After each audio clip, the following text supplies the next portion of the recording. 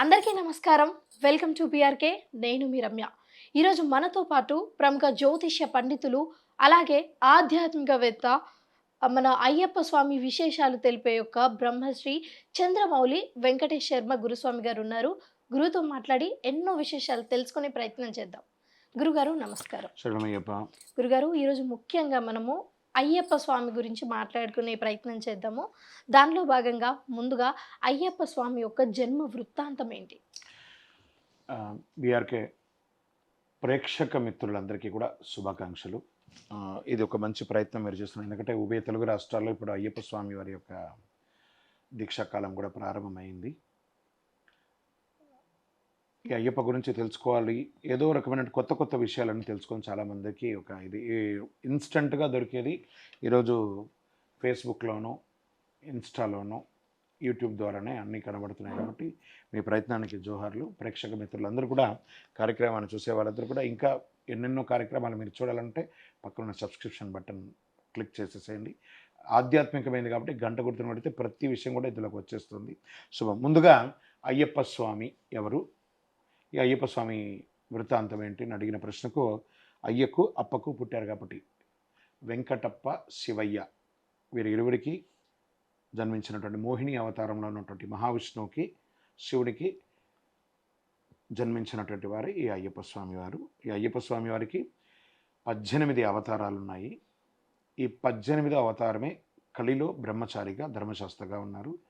గత 17 జన్మల్లోనూ స్వామివారు అయ్యనారప్ప శాస్త్ర, కాలశాస్త్ర, వీరశాస్త్ర, క్షిప్రశాస్త్ర, బాలశాస్త్ర, యోగశాస్త్ర, కిరాత శాస్త్ర, జ్ఞానశాస్త్ర, శిల్పశాస్త్ర, అజారూఢ శాస్త్ర, జగన్మోహన సుందర శాస్త్ర, అయ్యనారప్ప శాస్త్ర, అపూర్వ శాస్త్ర అని అవతారాలతో ఒక 17 అవతారాలతోనూ, ఈ ఒక అవతారంలో బ్రహ్మచారిగాను, గత 17 అవతారంలోనూ పూర్ణ, పుష్కల, ప్రభ, శ్రీమదన, శ్రీవర్ణిని అనే 5 దేవీలతోనూ, శుభకీర్తి అనే ఒక గాంధర్వ వివాహం చేసుకున్నటువంటి ఒక అమ్మవారితోనూ, సత్యగన్ అనే ఒక కొడుకుతోనూ, గత జన్మలలో ఇప్పుడు ఎలా దశావతారాల్లో అన్ని అవతారాలు ఉంటాయి, స్వామివారి కూడా అన్ని అవతారాల్లోనూ ఇలాంటి వృత్తాంతాలతో ఉన్నాయి. ఆఖరికి కలిలో ఉన్నటువంటి, శబరిమలలో ఉన్నటువంటి స్వామివారు మాత్రం బ్రహ్మచారిగా స్వామివారు ఉన్నారు. వీటన్నిటినీ బ్రహ్మశ్రీ డాక్టర్ చంద్రమౌళి గురుస్వామి గారు తిరుపతిలో జీవకోన అనే ఒక ప్రాంతంలో, కపిల తీర్థానికి దగ్గరగా తిరుమలకు వెళ్తూ ఉండగా ఉన్నటువంటి జీవకోన అనే ప్రాంతంలో జీవలింగేశ్వర స్వామి సన్నిధానంలో ఈ 18 అవతారాల దేవాలయం నిర్మించారు. ఎవిడెన్స్గా కూడా ఉన్నాయి, అందరూ వచ్చి అక్కడ చూడవచ్చు కూడాను. శరణమయ్యప్ప. ఇది షార్ట్ ఫామ్గా స్వామివారి వృత్తాంతం చెప్పాం. తర్వాత మనం ఒకసారి మన టీవీలో స్వామివారి యొక్క 18 అవతారాల విశిష్టతను ఒకరోజు తీసుకుంటాం. అది చాలా పెద్ద ఎపిసోడ్. ముందు ఈ అయ్యప్పకి ఇమీడియట్గా కావాల్సినటువంటి విషయాలన్నీ మనం డిస్కస్ చేసుకుందాం. గురుగారు ఇప్పుడైతే చూసుకున్నట్టయితే ఆంధ్రాలో చాలా మంది కూడా అయ్యప్ప స్వామి దీక్ష తీసుకున్నారు. అండ్ తెలంగాణలో తీసుకోవడానికి రెడీగా ఉన్నారు. సో, ఇప్పుడు అందరికున్న సందేహాలు ఏంటి అంటే, అసలు ఏ గురుస్వామిని ఎంచుకోవాలి? అంటే ఎలాంటి పోలికలు కానీ, ఎలాంటి లక్షణాలు ఉన్న గురుస్వామిని ఎంచుకోవాలి ఒకటి. అండ్ సెకండ్ థింగ్, మాల వేసుకోవాలి అంటే, దీక్ష వేసుకోవాలి అంటే ఎలాంటి నియమ నిబంధనలు పాటించాలి? అలాగే ఎలాంటి పరిస్థితులలో మనం ఉండాలి? ఇప్పుడు ఉభయ తెలుగు రాష్ట్రాల్లోనూ దీక్ష తీసుకుంటున్నారు. వారి గురించి అన్నారు చూసారా. ఆంధ్రప్రదేశ్కి వచ్చేటప్పటికి ఏమవుతుందంటే, కల్టివేషన్ అంతా కూడా అక్కడ ఎక్కువ ఉంటుంది. కాబట్టి the people are September end, అక్టోబర్లోనే దీక్షలు తీసేసుకుంటారు. నవంబర్లో వాళ్ళు కంప్లీట్ చేసి వచ్చేస్తారు. తెలంగాణలో చక్కగా మన కార్తీక మాసం వచ్చిన తర్వాతనే అందరూ వేసుకుంటారు కూడా. ఇక్కడ కూడా ఈ అన్ని ప్రాంతంలో వారికి దీక్ష మాత్రం ఒకటే అండి. ప్రాంతీయంగా వారు వేరే వేరే సమయాల్లో వేసుకుంటారు, కానీ దీక్ష మాత్రం ఒకటే. మరి దీక్ష తీసుకోవడానికి అర్హత అని అంటే, ఫస్ట్ తల్లిదండ్రుల దగ్గర, తర్వాత పిల్లలైతే తల్లిదండ్రుల దగ్గర, పెద్దవాళ్ళైతే తల్లిదండ్రుల దగ్గరను మరియు భార్య పిల్లల దగ్గర కూడా అనుమతి పొందాలి. ఫస్ట్ నేను దీక్ష తీసుకోవాలనుకుంటున్నాను 41 రోజులు, ఎందుకంటే వాళ్ళ సహకారం లేకుండా దీక్ష తీసుకోలేరు. కాబట్టి ఖచ్చితంగా వాళ్ళ యొక్క అనుమతి పొందాలి. అదొకటి తీసుకోవడానికి ముందు ఫస్ట్ 48 రోజులు నేను దీక్ష ఉండాలి అని సంకల్పం తీసుకోవాలి. ఒక మంచి గురువుగారిని ఎంచుకోవాలి.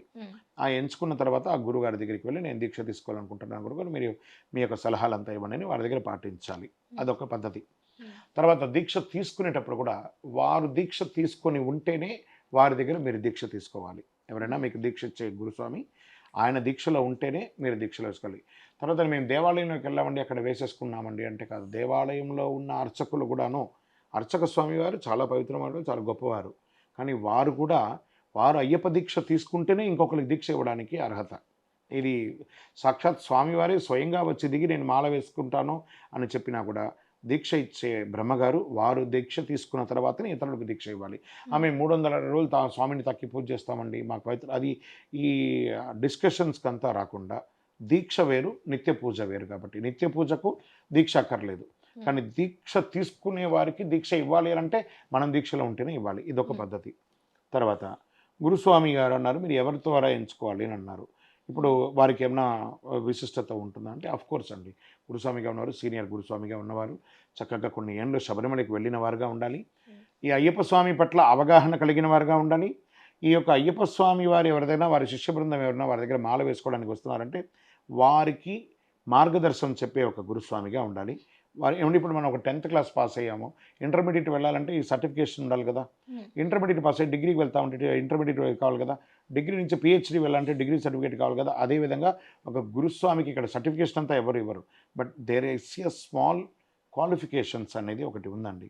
ఏముంటుంది, స్వామివారి 108 శరణఘోష తెలిసి ఉండాలి, స్వామివారి నమస్కార శ్లోకాలు 18 తెలిసి ఉండాలి.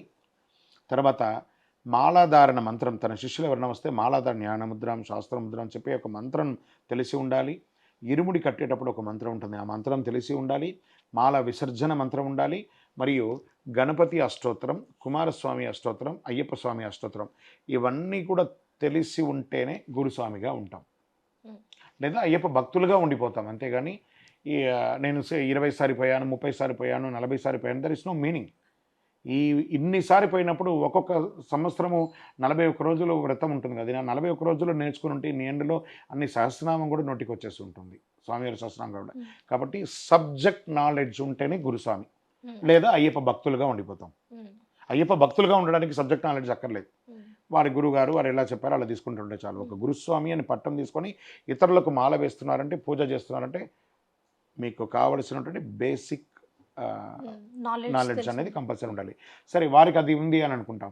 శిష్యులు ఎలా ఉండాలి అని అంటే, శిష్యులు కూడా పరమభక్తితో గురువుగారి యొక్క గురువిన్ దైవమే శరణమయ్యప్ప, స్వామివారు కూడా గురువిన్ దైవమే అంటారు. కాబట్టి గురుస్వామి గారి దగ్గర మీరు ఆ గురుస్వామి ఇట్లా, ఈ గురుస్వామి ఇట్లా, ఈ గురుస్వామి ఇట్లా డిస్కషన్ కూడా చేయకూడదు. శిష్యుడు శిష్యుడుగానే ఉండాలి. ఆ గురువు ఎలా చెప్తే అలా పాటించాలి, దాని ప్రకారమే నడుచుకోవాలి. గురు నిందన చేయకూడదు. శరణమయ్యప్ప. గురుగారు, ఈ దీక్ష తీసుకోవాలి అనుకునే వాళ్ళు వయసు ఏమైనా ఉంటుందా, ఈ వయసులో వేసుకోవాలి అని? అండ్ ముఖ్యంగా ఆడపిల్లలు వేసుకోవచ్చా? వేసుకుంటే ఏ వయసులో ఉన్న వాళ్ళు వేసుకోవాలి? ఏమండి, ఇక్కడ దీక్ష తీసుకోవడానికి వయో పరిమితి ఉందా అంటే కాస్త ఉంటుందండి. కారణం ఏమంటే స్త్రీలకైతే 12 సంవత్సరాల లోపు, 55 సంవత్సరాల తర్వాత, ఎందుకంటే ఋతుచక్రం ఉంటుంది కాబట్టి ఖచ్చితంగా వాళ్ళకి అది ఉంటుంది. ఇంకా పురుషులకి అంటారా, ఫస్ట్ చిన్నపిల్లలకి దీక్ష తీసుకోవడంలో తప్పులేదు కానివ్వండి, వారు తీసుకోవడం వల్ల వారి యొక్క విద్య అనేది దెబ్బతింటుందండి. డే టు డే యాక్టివిటీస్ దెబ్బతింటుంది. కాబట్టి వారికి ఒక సంపూర్ణమైనటువంటి జ్ఞానం వచ్చి నేను దీక్ష తీసుకోగలను, నేను మెయింటైన్ చేయగలను అన్నప్పుడు వేసుకుంటే మంచిది. అదొకటి గుర్తుపెట్టుకోవాలి. మగవాళ్ళకి వయసు పరిమితి అంటూ ఏమి లేదండి, ఎప్పుడైనా వేసుకోవచ్చు. వేసుకోవడం కాదు, దీక్ష తీసుకోవడం కాదు ముఖ్యం, స్వామితో ఎంత కనెక్ట్ అయ్యి స్వామితో అనుభూతి ఎలా పొందామనేది ముఖ్యం. శరణమయ్యప్ప. గురుగారు, ఈ దీక్ష మాలాధారణ పద్ధతులు ఎలా ఉంటాయి?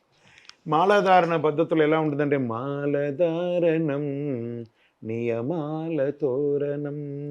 మనం మాల వేసుకుంటున్నామంటే ఒక వారం రోజుల ముందు నుంచే మన యొక్క మనసా వాచ కర్మణ మనం ప్రిపేర్ అయిపోవాలి. దీక్షలో ఉన్నట్టుగానే భావించుకోవాలి చక్కగాను. ఒక 2-3 రోజుల ముందు నుంచే స్వామివారు అంటే ఒకటి గుర్తుపెట్టుకోండి, చెప్తుంటేనే పులకరిస్తుంది. ఉన్న విషయం అంటే ఆ స్వామి దీక్ష మనకు, ఆయన మన శరీరంలోకి రాబోతున్నారు దీక్ష రూపంలో. మరి ఈ శరీరం దానికి సిద్ధంగా ఉందా లేదా? ఒక ఇంట్లోకి మనం వెళ్దామండి. ఆ మనం ఇల్లు మారుతున్నామంటే ఆ ఇల్లు శుభ్రం చేసుకుంటామా లేదా? ఫస్ట్ ఇల్లు కడుక్కుంటాము, లేకపోతే క్లీన్ చేస్తాము, సున్నం కొట్టుకుంటాం. అలాగే ఈ ఇంటిని ఎంచుకుంటున్నాడు ఆ స్వామివారు. అప్పుడు ఎంతో శుభ్రంగా ఉంచుకోవాలి. మధుమాంసాలకు దూరంగా ఉండడం, కాస్త బ్రహ్మచర్యాన్ని ఒక 2-3 రోజుల ముందే అలవాటు చేసుకోవడం, ప్రతి ఒక్కరితో గౌరవంగా మాట్లాడడం, చిరునవ్వుతో మాట్లాడడం, ఆధ్యాత్మికమైనటువంటి భక్తితో ఉండడం, చెప్పులు లేకుండా నడవడానికి ప్రాక్టీస్ చేయడం, ఇవన్నీ చేసుకున్న తర్వాత ముందు రోజు గురుగారి దగ్గరికి వెళ్ళి గురుగారి దగ్గర అనుమతి పొంది మరుసటి రోజు తెల్లవారుతూ ఉండగా సూర్యోదయాత్పూర్వం గురుస్వామి దగ్గరికి వెళ్ళి ఆ మాల ధీకరించాలి. ఎలా తల్లిదండ్రులకు నమస్కారం చేసి భార్య పిల్లల దగ్గర అనుమతి పొంది వీలుంటే భార్య పిల్లలను కూడా తీసుకుపోవాలి గురుగారి దగ్గరికి వెళ్ళి గురుగారు నమస్కారం చేయనండి గురుగారికి నమస్కారం చేసి తాంబూలం పండ్లు కొబ్బరికాయలు పూలు అన్నీ తీసుకుపోయి గురుగారి దగ్గరికి ఇచ్చి మీ మాలను శుద్ధి చేసిన మాలను వారికి ఇచ్చి వారు చెప్తారు జ్ఞానముద్రాం శాస్త్రముద్రాం గురుముద్రాం నమామ్యహం వనముద్రాం శుద్ధముద్రాం రుద్రముద్రాం నమామ్యహం శాంతముద్రాం సత్యముద్రాం వ్రతముద్రాం నమామ్యహం శబరియాచలముద్రాయే నమస్తుభ్యం నమో అనే ఆ శబరియాచల ముద్రాన్ని మీకు వారు ఇస్తున్నారు. ఏం చెప్తున్నారు, ఎలా ఇస్తున్నారు? గురుదక్షిణయాత్ పూర్వం తస్య అనుగ్రహకరణి. వారికి గురుగారికి గురుదక్షిణ ఇచ్చి ఆ యొక్క దీక్షను స్వీకరించాలి. దీక్షను స్వీకరించిన క్షణం నుంచి మీరు మాల వేసుకోగానే సాక్షాత్ అయ్యప్ప మీలో ఉన్నారు. ప్రతి ఒక్కరిని పిలిచేటప్పుడు స్వామి అనే ఒక నామంతో తన పేరుని తన భక్తుడికి ఇచ్చే ఏకైక దేవుడు ఈ ప్రపంచంలో ఎవరైనా ఉన్నారంటే అది అయ్యప్ప మాత్రమే. ప్రతి ఒక్కరిని కూడా స్వామి అని పిలవడం, పిల్లలు స్వామి వాళ్ళ పేరు పెట్టి స్వామిని పిలవడం, భార్యను అమ్మ మాళగిపురతమ్మ అమ్మ అని పిలవడం, ప్రతి ఒక్కరి దగ్గర రెస్పెక్ట్గా ఉండడం. మీరు ఏ వృత్తి చేస్తున్నారో ఇంతకుముందు మీరు 9 నుంచి 5 వరకు 7 వరకు చేస్తున్నారు అనుకోండి, ఇప్పుడు 8 నుంచి 8 గంటల వరకు చేయాలి. మీరు 9 నుంచి 5 వరకు చేస్తే వచ్చే సంపాదన ఇంటికి ఇవ్వాలి. మీరు ఎక్సెస్గా చేసే టైం ఉంటుంది కదా, దాని ద్వారా సంపాదించిన డబ్బుతో శబరియాత్ర అనేది పెట్టుకోవాలి. అలాంటి చెక్కొట్టు ఉదయం సంధ్య చన్నీటి స్నానం, మంచి చక్కగా బొట్టు పెట్టుకోవడం, నల్ల బట్టలు నలుపు ఎరుపు తెలుపు కావి వస్త్రము ధరించి, అంటే ఇన్ని రకాల వస్త్రాలు ఉన్నాయి. మనకి ఏది మనకు ఇష్టం ఉన్న వస్త్రాన్ని ధరించడం. నలుపు నీలం ఎందుకు వాడుతున్నామంటే శని ప్రీతికి ఉంటుంది కాబట్టి చేయడం. ఈ దీక్ష తీసుకునేటప్పుడు బొట్టు పెట్టుకోవడం, బొట్టు చక్కగా ఇలా అనడంతో ఆగ్నేయ చక్రంలో యాక్టివేట్ అయ్యి ఆరోగ్యంగా ఉంటుంది. ఫస్ట్ ఏకభుక్తం, అన్నిటికంటే ముందు స్వామివారి యొక్క నామస్మరణ. నేను చెప్పాను కదా, స్వామివారి 108 శరణఘోష, గణపతి, కుమారస్వామి, అయ్యప్ప అష్టోత్తరం బుక్ పెట్టుకొని చదవడం, లోకవీరం చదవడం, మంగళహారతి పాడడం, స్వామికి ఏదైనా నైవేద్యం ఇవ్వడం, ఆ నైవేద్యాన్ని మనం కూడా స్వీకరించడం. ఏకభుక్తం, ఉదయం అల్పాహారాన్ని కొంచెం క్విట్ చేయండి. ఇది వచ్చేసి ఆరోగ్యంగా ఉన్న వాళ్ళకి మాత్రమే. కాస్త షుగర్ పేషెంట్స్ వాళ్ళు ఎవరైనా ఉన్నారా, మీ డాక్టర్ ఎలా చెప్తే అలా మీ ఆహారాన్ని తినండి. కానీ గురువులు చెప్పారు నేను ఇలా ఉన్నానని చెప్పి మీరు ఇబ్బంది పడకండి ఆహార నియమాలు బట్టి. తర్వాత ఏకభుక్తం, ఈ భుక్తంలో కూడా ఉల్లిపాయలు, ఎల్లుల్లిపాయలు, రజోగుణపూరితమైనటువంటి వస్తువులు ఏది వాడకుండా తినాలి. తర్వాత సాయం సంధ్య, మళ్ళీ స్నానం. మన పొద్దున మన శరీరంలో ఉన్నటువంటి వస్త్రాలన్నీ మనమే పిండుకోవాలి, ఆరేసుకోవాలి, మళ్ళీ ఆల్టర్నేటివ్ బట్టలు వేసేసుకోవాలి. మళ్ళీ సాయంత్రం పూజ. ఏమంటే నేను ఆఫీస్లో ఉంటానండి, మరి సాయంత్రం 6ంటికి పూజ చేయాలండి. మీరు ఎప్పుడు వచ్చి చేసుకుంటే అప్పుడే ఆనందపడతాడు అయ్యప్ప. మీరు ఆఫీస్లో ఉన్న టైంలో ఆ సమయంలో ఒక్కసారి విభూది పెట్టేసుకొని నామస్మరణ చేసేసుకోండి. మళ్ళీ ఇంటికి వచ్చి స్నానాది కార్యక్రమాలన్నీ చేసి పూజ చేసేసుకోండి. ఇది చేసుకోవడం. రాత్రి అల్పాహారం చేయడం. అల్పాహారం చేసిన తర్వాత బూసైన ఒక చిన్న బెడ్షీట్ లాంటిది వేసుకొని కింద పడుకోవడమే కానీ మెత్తల మీద పడుకోవడం అన్నీ చేయకూడదు. చెప్పులు వాడకూడదు, బాగా గుర్తుపెట్టుకోండి. రజోగుణపూరితమైనటువంటి ఆహారాలు తినకూడదు, అదొకటి గుర్తుపెట్టుకోండి. ప్రతి ఒక్కరిని స్వామిని పెట్టుకోండి. మీ పీఠం ఉంటుంది కదా, మీ పీఠం అక్కడ చక్కగా అందులో ఒక పీట వేసి, ఒక నల్ల టవల్ వేసి, బియ్యం వేసి, స్వామివారిని పెట్టి, ఒక కలశం పెట్టి, 2 దీపాలు పెట్టి, గణపతి, కుమారస్వామి, అయ్యప్ప పట్టం వచ్చేటట్టుగా బొట్టు పెట్టి, చక్కగా ఆ పీఠం గలీజ్గా ఉండకూడదు. అయ్యో ఆ పీఠం కదిలిపోతే భయపడి ఉంటుందండి, అయ్యప్ప పారిపోతారండి, వాళ్ళంతా కాదు. మనం ఉదయం సాయంత్రం స్నానం చేస్తామా, అదేవిధంగా పీఠం కూడా శుభ్రంగా ఉండాలి. శుభ్రంగా ఉంచి ఆ పటాన్ని తుడిచి బొట్టు పెట్టి చక్కగా అలంకారం చేసి పూజ చేసుకోవాలి ఎంత వీలుంటే అంట. చుట్టుపక్కల ఎక్కడైనా పడి పూజలు అవుతున్నాయి, గురువుల దగ్గర పడి పూజలు అవుతున్నాయి, ఆ పడి పూజలకు అందరికీ వెళ్ళాలి. చక్కగా వెళ్ళి అక్కడ గురుగారి దగ్గర కొత్త ప్రశ్నలు అడగడం, లేదా మాలాంటి వాళ్ళు ఎవరైనా టీవీలో ప్రవచనాలు చెప్తుంటే దాన్ని విని కొత్త విషయాలను నేర్చుకోవడం. శబరిమల అంటే ఏంటి, శబరిమల దీక్ష యొక్క విశిష్టత ఏంటి అని మీరు ఒక తెరిచిన పుస్తకంలాగా అయిపోవాలి. మిమ్మల్ని చూసి ఇంకొక 10 మంది దీక్ష తీసుకునేటట్టుగా ఉండాలి. అది అయ్యప్ప దీక్ష అంటే. శరణం అయ్యప్ప. గురుగారు, అయ్యప్ప దీక్ష అనగానే నాకు ఎప్పటి నుంచో చిన్న సందేహం. అయ్యప్ప దీక్ష అంటే ఒక మండలం పాటు ఉంటుంది. అంటే 41 రోజులు ఉంటుంది. కానీ మామూలుగా హనుమాన్ మాల చూసుకున్నా గానీ 11 రోజులు, 21 రోజులు, లేకపోతే భవానీ మాతదైతే 11 రోజులే ఉంటుంది. మరి అయ్యప్ప స్వామి దీక్ష మాత్రం ఎందుకు ఒక మండలం పాటు ఉంటుంది? ఒక్క మండలం అంటే 48 రోజులండి. 3 పక్షములు, దానికి 3 ప్రాయశ్చిత్తం. ఒక పక్షం అంటే 15 రోజులు, రెండో పక్షం 15 రోజులు, మూడో పక్షం 15 రోజులు. ఈ 3 పక్షాలకి ఒక్కొక్క పక్షానికి ఒక్కొక్క ప్రాయశ్చిత్తం అంటే 48 రోజులు. దీన్నే తీసుకుంటే 27 నక్షత్రాలు, 12 రాసులు, 9 గ్రహాలు తీసుకుంటే మళ్ళీ 48 రోజులు వస్తుంది. 48 రోజులు దీక్ష అయ్యి 49వ రోజే ఇరుముడి కట్టుకోవాలి. తర్వాత చాలామంది 41 రోజులు ఉంటున్నాం కదండి, దేవతా మండలంగా దాన్ని భావించుకుంటూ మిగతా మండల దీక్షను దృష్టిలో పెట్టుకొని ఇలా చేసుకుంటున్నారు. ఇలా తీసుకోవచ్చు. ఈ అర్ధమండలం, కాల్మండలం అవన్నీ లేదండి. అలా అంతా చేయకూడదు. ఆ పావనమైనటువంటి 18వ బడి మీద కాలు మోపాలంటే మీరు ఒక మండల కాలం బ్రహ్మచర్య దీక్ష ఉన్న తర్వాతనే కాలు మోపాలి అని చెప్పి ఆ దేవతలు వరం పొంది ఉన్నారు కాబట్టి అది తర్వాత ప్రశ్నలో మనం తెలుసుకుందాము. మండల కాలం అంటే మండల కాలం కంప్లీట్ అయ్యే వేసుకోవాలి, కానీ తక్కువ రోజుల్లో ఉంటే వేసుకోకూడదు. ఒకవేళ మీకు కుదరలేదనుకోండి, దీక్ష లేకుండా వెళ్ళండి. సివిల్గా వెళ్ళి దర్శనం చేసుకోండి, కానీ తక్కువ రోజుల్లో వెళ్ళి పాపం మూట కట్టుకోకండి. మంచిది కాదు. శరణమయ్యప్ప. అలాగే గురుగారు అయ్యప్ప స్వామి దీక్ష వేసినప్పుడు మీరు కొన్ని నియమాలు చెప్పారు. చెప్పులు వేసుకోకూడదు. ఓన్లీ బ్లాక్ కలర్ దుస్తులే వేసుకోవాలి అని. అంటే నిజ జీవితంలో ఎలాంటి ఆడంబరాలు ఉంటాయో అవన్నీ పక్కకు పెట్టి ఈ కొన్ని నియమాలతోనే ఉండాలి అన్నారు కదా! దానికి రీజన్ ఏంటి? ఇప్పుడు ఎలా ఉంటుందంటే అండి, ఒకళ్ళు ఇందులో పేద లేదు, రాజు లేదు, ఎందులేని అద్భుతం, అందులేని ఆనందమే అయ్యప్ప దర్శనం. ఇప్పుడు ఒక మంచి అపర కోటీశ్వరుడు ఉన్నాడు అనుకోండి, అతను పట్టు పీతాంబరాలు చాలా రాయల్గా డ్రెస్సులు వేసుకొని ఉంటాడు. వారి పక్కన ఒక చిన్న పని వాళ్ళు ఉన్నారనుకోండి, సామాన్యమైన డ్రెస్సులు ఉంటారు. కానీ ఈ యొక్క అయ్యప్ప దీక్షలో స్టాండర్డ్ డ్రెస్ బ్లాక్. హ్మ్. అవును. ఆడంబర డ్రెస్ ఉండదు. ఎంత కాస్ట్లీ డ్రెస్ అయినా 300-400 రూపాయల పైన బ్లాక్ డ్రెస్ అయితే ఉండదు. హ్మ్. అది కోటీశ్వరుడు తీసుకున్నా, మామూలు సామాన్యుడు తీసుకున్నా అంతే డ్రెస్. ఈ యొక్క సమభంక్తి, సమభోజనం, ఇది తీసుకునేది అంటే ఎక్కడ ఎలా దీన్ని ఎలా చెప్పండి, అడుగు అడుగున అయ్యప్ప, అందరిలోను అయ్యప్ప, నీలో నాలో అయ్యప్ప, నిర్మలమైన అయ్యప్ప, మీలోన అయ్యప్ప, నాలోన అయ్యప్ప. ఇక్కడ భక్తియే ఉంటుంది కానీ ఆడంబరం అక్కడ ఉంటుంది. అందుకోసం ఏక డ్రెస్, ఏక భుక్తం, ఏకనామం, ఒకే ఒక మంత్రం శరణమయ్యప్ప, ఒకే ఒక మార్గం 18వ బడి, హ్మ్. అంతే. అంటే నాకు తెలిసి కొంతమంది గురుస్వాములు వేరే కలర్ డ్రెసెస్ ఏసుకుంటారు. లైక్ ఆరెంజ్ కలర్ అది. అంటే అలా ఏసుకోవచ్చా? గురుస్వాములైతే వేరే డ్రెస్, లేకపోతే చిన్న స్వాములైతే వేరే డ్రెస్ అని? లేదండి. ఇక్కడ మీకు ఇంతకుముందే చెప్పాను. స్వామివారి యొక్క దీక్షలో నలుపు, ఎరుపు, తెలుపు, కావి వస్త్రము ధరించి ఇన్ని రకాల వస్త్రాలున్నాయి. హ్మ్. ఇప్పుడు ప్రతి అయ్యప్ప స్వామి దేవాలయంలో ఉన్న అర్చకులు ఏం వాడతారు? వైట్ డ్రెస్సే కదా వాడతారు. హ్మ్. సో, అక్కడ వారు గొప్పవి తక్కువ, ఎక్కువ అనని కాదట. హ్మ్. కాషాయం ధరించడంలో తప్పు లేదు. హ్మ్. బ్లూ ధరించడంలో తప్పు లేదు. బ్లాక్ ధరించడంలో తప్పు లేదు. బ్లూ అండ్ బ్లాక్ ధరించడం వల్ల ఏమవుతుందంటే శని ప్రీతి పొందుతారు. హ్మ్. అది వస్త్రం మీ ఇష్టం. హ్మ్. అంటే వస్త్రం ఇష్టం. అంటే గురుస్వామికి వేరు, బాలస్వామికి వేరు అన్నట్లుగా ఏముండదు. మీకు ఇదే కదా చెప్పాను. మీకు ఆ ఓకే. నలుపు, బ్లూ ధరిస్తే శని ప్రీతి పొందుతారు. హ్మ్. శని ప్రీతి పొందాలంటే వేసుకోండి. హ్మ్. అలాగే గురువుగారు ఈ దీక్షలో ఉన్నప్పుడు కనీసం అంటే రోజువారీగా వాడే సబ్బులు, సరుపులు గూడా ఏం వాడకూడదా? షాంపూ గాని, ఇక్కడ సోపు? ఇది ఒక మంచి ప్రశ్న అండి. కరోనా వచ్చిన తర్వాత మనమందరం కూడా ఇంతకుముందు క్రీస్తు పూర్వం, క్రీస్తు తర్వాత అనేవాళ్ళు. ఇప్పుడు మనం ఏమంటున్నాం? కరోనా పూర్వం, కరోనా తర్వాతకు వచ్చేసాం. మనమందరం ఇప్పుడు ఇలా నిలబడి ఈ వీడియో చూస్తున్నామనంటే భగవంతుడు ఏదో ఒక సంకల్పంతోనే మనల్ని ఇక్కడికి వరకు ఉంచారు. ఒక 4 రోజులు మనము శరీరాన్ని శుద్ధిపరచుకోకుండా మన బట్టల్ని పిండి అలా వేస్తే పక్కన వాళ్ళు కూడా దగ్గరికి రాలేరు. ఒక రకమైనటువంటి భయంకరమైనటువంటి ఒక స్మెల్ అనేది వస్తుంది. కాబట్టి ఈ యొక్క మార్కెట్లో దొరికే సబ్బులు కాకుండా పంచగవ్యంతో తయారు చేసిన ఆయుర్వేదిక్ షాపులలో కొన్ని సబ్బులు ఉంటాయండి. ఎందుకంటే అండర్ ఆర్మ్స్ అంతా ఫంగల్ ఇన్ఫెక్షన్స్ వచ్చేసి ఇబ్బందులు పడే అవకాశాలు ఉంటాయి. కాబట్టి సున్నిపిండి లాంటిది, లేకపోతే పంచగవ్యానికి సంబంధించినటువంటి సబ్బులంతా కూడా ఆయుర్వేదిక్ షాప్లో దొరుకుతుంది. అందులో ఎగ్ లాంటిదంతా కలవదు, కెమికల్ అంతా కలవదు.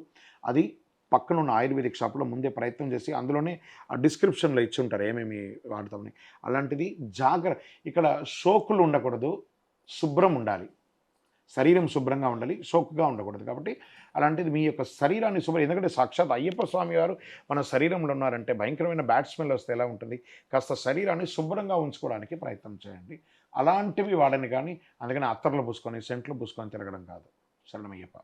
గురుగారు అయ్యప్ప స్వామి దీక్ష తీసుకున్నప్పుడు తప్పనిసరిగా 5కి, 6కి ఈ టైంకి లేవాల్సొస్తుంది కాబట్టి అంటే వేడి నీళ్ళు ఏమైనా ప్రిఫర్ చేయొచ్చా? ఏవండి 5 గంటలకు, 6 గంటలకు లేవడం కాదండి. 4కే లేవాలి. ఆ! మీరు ఇంకా ఇదిగా భ్రమపడుతున్నారు. 6కి లేవడం కాదు. 3 నుంచి బ్రాహ్మ్య ముహూర్తంలో లేవాలి. హ్మ్. బ్రాహ్మ్య ముహూర్తంలో లేవాలి. చన్నీటి స్నానం. ఎందుకు చన్నీటి స్నానం చేస్తామంటే శరీరం అంతా ఉష్ణంతో ఉంటుంది కాబట్టి ఈ చన్నీటి స్నానం కార్తీక మాసంలో ఉన్నటువంటి చలికాలంలో చన్నీటి స్నానం చేయడం వల్ల శరీరంలో ఉన్నటువంటి ఉష్ణం తగ్గుతుంది కాబట్టి చన్నీటి స్నానం చేయాలి అని చెప్పారు. హ్మ్. అలాగే అయ్యప్ప స్వామి యొక్క ఆ ఆలయం ఉంటుంది కదా! ఆ ఆలయం యొక్క విశిష్టత కూడా ఒకసారి అయ్యప్ప తెలియజేయండి. స్వామి వారి యొక్క ఆలయం విశిష్టత అంటే ఇది వచ్చి పరశురాముల వారు ప్రతిష్ఠించినటువంటి దేవాలయం. ఈయన పందల రాజా యొక్క పుత్రుడిగా, పెంపుడు పుత్రుడిగా ఉన్నాడు ఆయన. ఈయన బ్రహ్మచారిగా ఉండాలనేది భూమిలో ఒక ఇది ఉంది, శాస్త్రం ఉంది. అప్పుడు ఆయన ఆ రాజుగారికి చెప్తారు, నేను ఒక బాణం వేస్తాను, అది ఎక్కడ పడుతుందో అక్కడంతా నాకు ఆలయం కట్టించానంటే ఆయన బాణం వేయగానే అది 5గా చీలుతుంది. అచ్చన్ కోవిల్, ఆర్యన్ కావు, కుళత్తుపుഴై, ఎరుమేలి, శబరిమల. ఈ 5 చోట్ల బాణం పడితే ఈ పందల రాజా గారు ఈ యొక్క దేవాలయాలన్నింటినీ నిర్మించారు. పరశురాముల వారు ఆయన మహావిష్ణువు యొక్క స్వరూపం పరశురాముల వారు. ఆ యొక్క పరశురాముల వారు ప్రతిష్ఠించారు ఈ యొక్క దేవాలయాన్ని. అంటే అది అప్పటినుంచి ఉందా శబరిమల అనేది? పరశురాముల వారు ప్రతిష్ఠించినటువంటి దేవాలయం అప్పటినుంచే ఇప్పటికి ఉంది. 100% ఇదంతా శాస్త్ర ఎవిడెన్స్‌గా ఉంది. తర్వాత ఈ స్వామివారు అసలు ఎప్పుడు పుట్టారు, ఎప్పుడు వచ్చారని చెప్పడానికి వేదంలో కూడా చెప్పబడింది. ధాత విధాత పరమోద సందుక్ ప్రజాపతి పరమేష్టి విరాజా స్తోమా చందాగుం శనిహిదోమాహురైతస్మై రాష్ట్రమభిసన్నమామ అభ్యావర్ధత్వం వేద శాకమయకం శాస్త్రాది విధులవస్తని యజుర్వేదంలో స్వామివారి గురించి చెప్పబడింది. కాబట్టి వేదోక్తంగా ఉన్నటువంటి స్వామివారు అనమాట ఈయన. ఇప్పుడు కలియుగంలో భీష్ముల వారు అంబుశయనం మీద ఉండగా విష్ణు సహస్రనామ పారాయణం చేశారు. అందులో 22వ శ్లోకంలో 2వ పంక్తిలో ఏం చెప్పారంటే అజో దుర్మర్శన శాస్త విశ్రుదాత్మ సూరారిహ అని చెప్పి వేద ప్రమాణంలో ఉంది. ఎప్పటి నుంచో ఈ యొక్క చెప్పబడింది. శాస్త అనేవారు, శాస్త అంటే శాసించేవారు. ఈ అయ్యప్ప అనేది నిక్ నేమ్. అయ్యకు అప్పకు పుట్టారు కాబట్టి ఈయన అయ్యప్ప అని నిక్ నేమ్‌గా పెట్టుకున్నాము గానీ, ఈయన పేరు శాస్త, ధర్మశాస్త. ధర్మాన్ని శాసించేవారు. కలిలో ధర్మశాస్త్రగా ఉన్నారు. గత అన్ని జన్మల్లోనూ మనం మొదటి ప్రశ్న అనుకున్నాం కదా! అన్ని శాస్త్రవారుగా ప్రయాణం చేశారు కాబట్టి, పురాణంలో చెప్పబడింది, ఇతిహాసంలో చెప్పబడింది, వేదాల్లో చెప్పబడింది, అన్నిటిలోనూ చెప్పబడింది ఈ యొక్క అయ్యప్ప స్వామి వారి గురించి. శరణమయ్యప్ప. గురుగారు, అయ్యప్ప స్వామి దీక్షలో ముఖ్యంగా కన్యాస్వామికి, ఇతర స్వాములకు ఉన్న తేడాలేంటి? కన్యస్వామి అంటే మొట్టమొదటిసారిగా మాల వేసుకున్న వారిని కన్యస్వామిగా అంటారు. కన్యస్వామి అంటే అయ్యప్పకు చాలా ఇష్టమైనటువంటి ప్రీతిపారులు. సాక్షాత్ అయ్యప్పే ఆయనను ఎంచుకుంటారు. ఒక కన్యస్వామి మాల వేసుకోవడం అంత ఈజీ కాదండి. కొత్తగా మాల వేసుకునే వాళ్ళని కన్యస్వామి అంటారు. ఆ అయ్యప్ప స్వామి ఎంచుకుంటారట. ఆహా! వీడి చేత నేను కన్యస్వామిగా దీక్ష చేయించుకోవాలని. మొట్టమొదటిసారి వేసుకున్న వాళ్ళకి చాలా ఇష్టం. మన ఇంట్లో ఒక చిన్న పాప పుట్టిందనుకోండి, ఆ పాప పుట్టగానే ఎంత ఆప్యాయతగా మనం తీసుకుంటాం. అలాగే స్వామివారు ఆ కన్యస్వామిని ఎంత ఆప్యాయతగా చూసుకుంటారు. ఇతర స్వామికి ఈయనకి వ్యత్యాసం లేదు. కన్యస్వామి ఏది చెప్తే అది ఫలిస్తుంది. ఏది అనుకుంటే అది జరుగుతుంది. ప్రయత్నం చేస్తుండే పుట్టినందుకు ఒకసారైనా శబరిమలకు వెళ్ళాలండి. కన్యస్వామికి ఆ దీక్ష తీసుకుంటే ఆ జన్మ ధన్యమండి. శరణమయ్య. గురుగారు, ఇంట్లో చాలామంది ఆడపిల్లలు ఉంటూ ఉంటారు. సో, ఇద్దరు, ముగ్గురు ఉన్న చోట ఎవరో ఒకరు రెగ్యులర్‌గా అవుతూనే ఉంటారు. బట్ వీళ్ళకి చాలా ఇష్టంగా ఉంటుంది దీక్ష తీసుకోవడం. సో, అలాంటి సన్నివేశాలలో తీసుకోవచ్చా గురుగారు? ఎందుకంటే ఆడపిల్లలు మంచిగా ఉండొచ్చు, ఉండకపోవచ్చు. ఇది మంచి ప్రశ్న అండి. ఎందుకంటే స్త్రీలకు ఈ యొక్క అయ్యప్ప దీక్షలో స్త్రీల యొక్క ముఖ్య పాత్ర ఏంటి? ఇదే జనరల్‌గా వచ్చే ప్రశ్న. ప్రతి ఇంట్లోనూ తల్లులుంటారు, అక్క చెల్లెలుంటారు, భార్య పిల్లలుంటారు కాబట్టి ప్రతి ఒక్కరికి అదే. ఏవండీ మేము ఇల్లంతా వదిలేసి ఎక్కడో సన్నిధానం పెట్టుకొని ఎక్కడో ఉంటామండి అని చెప్పి కొంతమంది ఉంటారు. మా ఇంట్లో రూమ్ లేదండి, మా ఇంట్లో వసతి లేదండి. తప్పండి. మన ఇంట్లో వసతి ఉన్నా లేకపోయినా మన ఇంట్లోనే ఉండాలి. తెలుసు కదండీ! మన ఇంట్లో ఆడవాళ్ళుంటారు. ఋతుచక్రం అనేది భగవంతుడు ఇచ్చినటువంటి వరమే గానీ, అది తప్పు కాదు గదా! ఇప్పుడు నాకు ఒకళ్ళు గుజరాత్ నుంచి మాల వేసుకున్నారండి ఒకళ్ళు. ఆయన ఎంప్లాయీ. ఆయన వాళ్ళ భార్య తప్ప ఉన్నారు. ఆ ఊర్లో ఆయనకి ఎవ్వరూ తెలీదు. నా శిష్యుడు ఇప్పటికి ఆయన 16 సంవత్సరాలుగా దీక్ష తీసుకుంటున్నారాయన. హ్మ్. గుజరాత్‌లో ఉంటారాయన. ఆయన వాళ్ళ భార్యనే ఉంటారు. ఆమె అక్కడ పోయినప్పుడు అటుపక్క వెళ్ళినప్పుడు అతను వంట చేసుకొని అతనే ఉంటాడు. అతనికి రూమ్ ఈరోజు ఎవరు సింగిల్ రూమ్‌లో ఎవరు లేరండి. అందరికి అవును. ఆల్టర్‌నేట్ రూమ్ అనేది ఒకటుంది. దేవుడి రూమ్ ఉంటుంది. ఆల్టర్‌నేట్ రూమ్‌లో వారుంటారు. పూజలకెళ్తుంటారు, దీక్షలెళ్తుంటారు. బయట ఊర్లలో ఉన్నవాళ్ళే ఉంటున్నారు. మన ఊర్లలో ప్రతి దగ్గర భోజనం ఉంటుంది. ప్రతి దగ్గర అన్నదానం ఉంటుంది. అవకాశం ఉన్నప్పుడు అయ్యప్ప భక్తులు మాల వేసుకున్నారు. అక్కడ పోయి ఆహారం తినండి. ఆ 3 రోజులు ఆడవాళ్ళని డిస్టర్బ్ చేయకండి. మీరు మీ రూమ్‌లో ఉండండి. మీరు వస్తున్నారంటేనే వాళ్ళు పక్కకెళ్ళిపోతారు. కాబట్టి దానికి పెద్ద దోషం లేదండి. ఇంట్లోనే ఉండాలి. పీఠం కూడా ఇంట్లోనే పెట్టుకోవాలి. పీఠం ఇంట్లోనే ఉండాలి మనం. శరణమయ్యప్ప. గురుగారు, భార్య గర్భవతిగా ఉన్నప్పుడు భర్త అయ్యప్ప దీక్ష తీసుకోవచ్చా? ఇది మంచి ప్రశ్న అండి. భార్య గర్భవతిగా ఉన్నప్పుడు దీక్ష తీసుకోవాలంటే ఏవండీ, గర్భధారణ కూడా ఒక దీక్ష అండి. తల్లికి తెలుసు ఆ నొప్పి. వాంతులు రావడం, అజీర్తి కలగడం, చాలా నొప్పి, పురుటి నొప్పి రావడం. ఆ సమయంలో భర్త దగ్గర ఉండాలి కదండి. నేను దీక్షలో ఉన్నాను, నేను ఎక్కడో బయట ఉంటానంటే కుదురుతుందా? ఆ భార్య భర్త దగ్గరే అన్నీ చెప్పించుకోవాలని ఉంటుంది. తన తోడు ఉండాలని కోరుకుంటుంది. కాబట్టి ఆవిడ దీక్ష, గర్భం అనే దీక్షలో ఉన్నారు. మీరు కూడా ఆవిడతో పాటు దీక్షలో ఉండాలి. గడ్డం కూడా తీయకూడదు. మీరు మాల వేసుకొని పూజలు చేయాల్సిన అవసరం లేదు. ఆవిడని చూసుకుంటే మీ ఆవిడ కడుపులో ఆ మణికంఠుడో, ఆ మాళిక్యపురమో పెరుగుతున్నారండి. ఆ దేవుడికే కదా, దేవుడే కదా వస్తున్నాడు. కొత్త దేవుడు మీ ఇంటికి వస్తున్నాడండి. ఆ దైవ సేవనే కదా మీరు చేస్తున్నారు. ఆ దేవసేవ కాదని ఇంకో దేవసేవ చేస్తే ఆ మణికంఠుడు ఒప్పుకుంటాడా? నేనే మీ ఇంట్లో మణికంఠుడి రూపంలోనో, అమ్మవారి రూపంలోనో రాబోతున్నాను. నన్ను చూడకుండా నువ్వు ఏదో నా పటానికో, నా విగ్రహానికి పూజ చేస్తున్నావు ఏంట్రా అంటాడు అనమాట. కాబట్టి దీక్ష తీసుకోకూడదు. కానీ ఆ గర్భం ఉన్న వాళ్ళ ఇళ్లల్లో అన్నదమ్ములు కానీ, తల్లిదండ్రులు కానీ వేరే ఎవరైనా దీక్ష తీసుకోవచ్చా అంటే, గర్భం అయినటువంటి వాళ్ళకి 6 నెలలు నిండడానికి ముందు దీక్ష తీసుకోవచ్చు వేరే వాళ్ళు. 6 నెలలు దాటి 7వ నెల వచ్చిందంటే ఎప్పుడైనా డెలివరీ అయ్యే అవకాశాలు ఉన్నాయండి. చాలా కేసెస్ చూస్తున్నాం, ప్రీమెచ్యూర్ బేబీ అనో, ఇంకొకటనో 7 నెల, 8 నెల, 9 నెలలు. కాబట్టి భర్త తీసుకోకూడదు. మిగతా వాళ్ళు ఎవరైనా దీక్ష తీసుకుంటే 6 నెలల లోపు ఉంటే దీక్ష తీసుకోవచ్చు. శరణమయ్యప్ప. గురుగారు, ఇప్పుడు ముఖ్యంగా చూసుకున్నట్టయితే మాల సమయంలో సడన్‌గా ఏమైనా అనుకోని విశేషాలు జరిగి మాల తీయాల్సిన పరిస్థితి వస్తే దాని నియమాలు ఎలా ఉంటాయి? ఇప్పుడు చాలామంది ఇళ్లల్లో మరణాలు సంభవిస్తాయండి. పుట్టుక, మరణం ఎవరు దీన్ని ఆపలేరు. బాగా గుర్తుపెట్టుకోండి. రక్త సంబంధికులైతే ఖచ్చితంగా మాల ఇప్పేయాలండి. ఇప్పి వెళ్ళి ఆ యొక్క దీంట్లో పోయి పాల్గొనాలి. ఏమంటే ఆఖరికి ఒక మిత్రుడు చనిపోయినా కూడా పోవాలి అని అంటామండి. ఎందుకంటే ఇప్పుడు పోయి చూడకపోతే జీవితంలో చూడలేం. కానీ అయ్యప్ప స్వామిని ఇప్పుడు కాకపోతే ఇక జీవితకాలం చూస్తూ ఉండొచ్చు. చనిపోయిన వాళ్ళని ఇప్పుడు చూడకపోతే జీవితంలో చూడలేం. కాబట్టి ఆ సంబంధించిన కుటుంబీకులు చాలా దుఃఖంలో ఉంటారు. మీలాంటి వాళ్ళు పోయి పలకరిస్తే వాళ్ళకి ఒక మనోధైర్యాన్ని ఇస్తుంది. ఇంకా కొంచెం వాళ్ళకి కాన్ఫిడెన్స్ ఇస్తుంది. కాబట్టి ఒక తక్కెడలాగా పెట్టుకోండి. చనిపోయిన వాళ్ళు నాకు ముఖ్యమా, అయ్యప్ప ముఖ్యమా అంటే అయ్యప్ప కూడా ముఖ్యమే. కానీ చనిపోయిన వాళ్ళ జీవితకాలం ముఖ్యం, వాళ్ళ కుటుంబ సభ్యులు ముఖ్యం. కాబట్టి మీకు మీరే ప్రశ్న వేసుకోండి, నేను మాల ఇప్పాలా ఇప్పకూడదా అని. మీరు ఇప్పకూడదు అని అనుకుంటే అది మానవత్వం అని ఒకసారి ఆలోచించుకొని కంటిన్యూ చేయండి. మానవత్వం అనిపిస్తే అయ్యప్ప ఎక్కడ పోడండి, దీక్ష విరమించి ఆ దుఃఖంలో పాల్గొని మళ్ళీ ఆ కార్యక్రమాలంతా అయిన తర్వాత మీకు సూతకం ఉంటే ఎన్ని రోజులు సూతకం ఉంటే అన్ని రోజులు, లేదా సూతకం లేదు 13 రోజులు అయిన తర్వాత 41 రోజులు మళ్ళీ టైం ఉంటే మాల వేసుకోండి, లేదా సివిల్గా వెళ్ళి దర్శనం చేసుకుంటారండి. శరణమయ్యప్ప. గురుగారు, అయ్యప్ప దీక్షలో ఉన్నప్పుడు ఎక్కువ కూడా అయ్యప్ప నామస్మరణ చేయాలి, సూత్రాలు పాటించాలి ఇయన్నీ అనుకుంటారు కదా!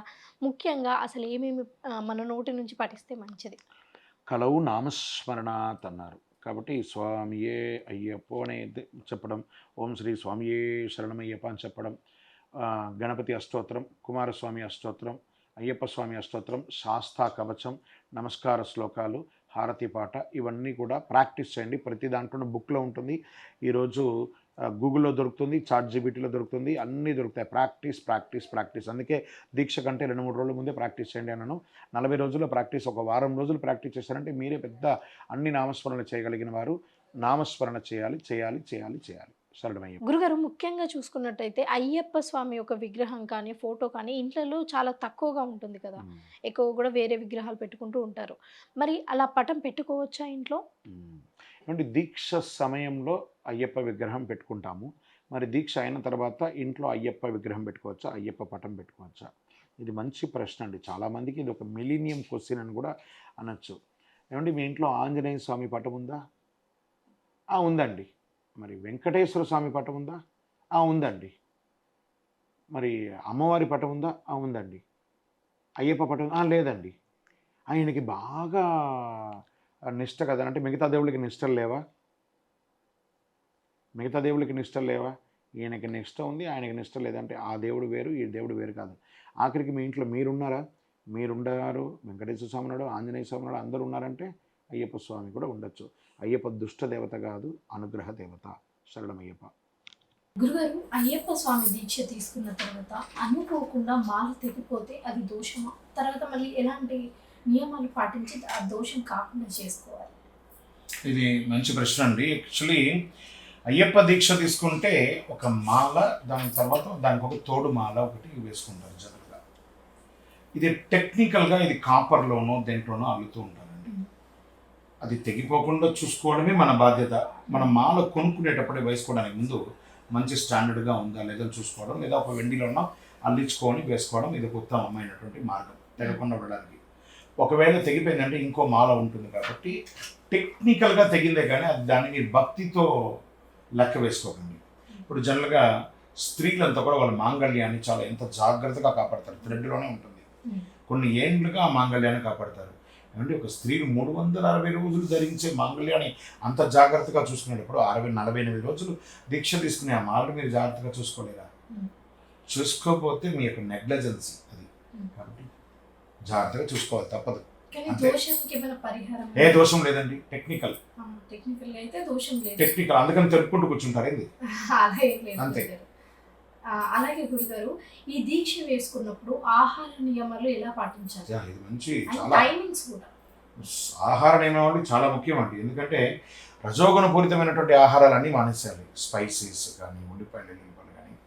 దీనివల్ల ఏమవుతుందంటే ఈ స్పైసీస్ ఉల్లిపాయలు ఎల్లిపాయలు తీసుకోవడం వల్ల తెలియకుండానే మీ నిద్రలోనూ బాత్రూంలోనూ మీ స్పెమ్ అవుట్ అయిపోయి మండల కాల దీక్ష యొక్క నియమావళి అవుట్ అయిపోతుంది ఫస్ట్.